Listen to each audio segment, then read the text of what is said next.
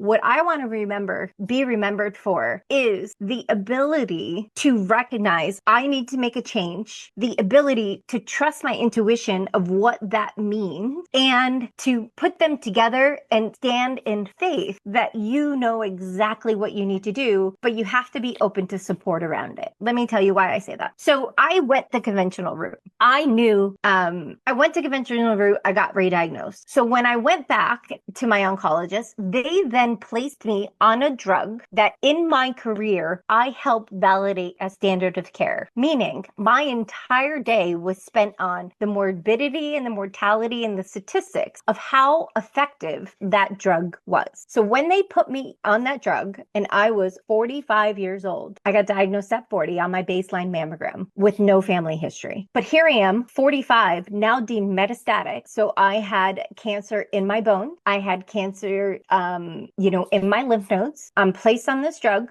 that had a life expectancy of 4 years. So for me, that meant I wouldn't make it to 50. And that realization for me meant I needed to change everything about what I thought I needed to do, because I went the conventional route. I was told I was fine, and I still ended up back in the same place, even though I did all the things. And so now I'm like, okay, I always say we have one shot. I gave that my one shot. I'm still in this spot. So what is it that I did not recognize in myself? What is it that I needed to do? And so I reached out to, let me say it this way. I ended up attending a conference, a mindset conference. I'm really big on personal development. I've been in personal development for over 15 years. And I went to a conference, and before I got to that conference, somebody said, if somebody is in need of a miracle, please reach out to me. The leader of the conference said that. So I got in his DMs and I said, hey, this is what I'm dealing with. Like, can you just create a really great safe space for me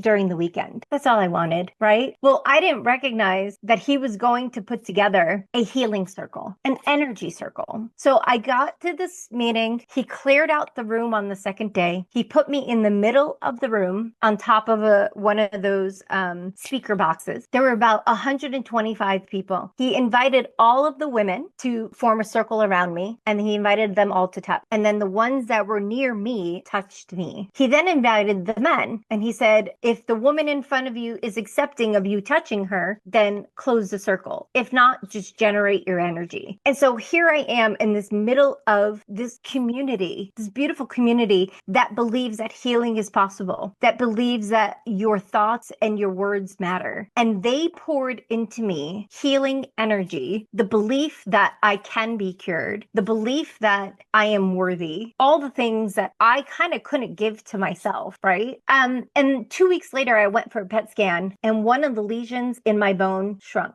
just a wee bit, whereas they had been steady for the past year. And I recognized in that moment, there's hope. So the scientist that I am, I'm like, I know the conventional side. I've done that route. I know exactly where I am. Who else do I need to add to my circle? What other expert do I need to include in my life right now that's going to support me in using the energy modality, the holistic modality, to blend with what I already have that's keeping me steady for me to cure myself? And I have to tell you, I got a lot of hate because a lot of people are one team versus the other. And my conversation is, it shouldn't be that way. We should be able to blend. So I trusted my intuition. I did a lot of research. I found a lot of experts, and I chose one that just so happened to live 20 minutes away from me. There's a center of where I live in Florida. And I spent a ridiculous amount of money. And I went in with the belief that this will cure me. And as a 12-week program took me about almost 9 months of going every day. And I have to tell you that through that hardship of going and showing up and feeling awful and suffering, right? But still keeping that mindset, but my body was just so worn down and tired, even though my mind was like, we got this, keep going. After that, I had a PET scan where I was in 100% remission. All of my cancer was cured.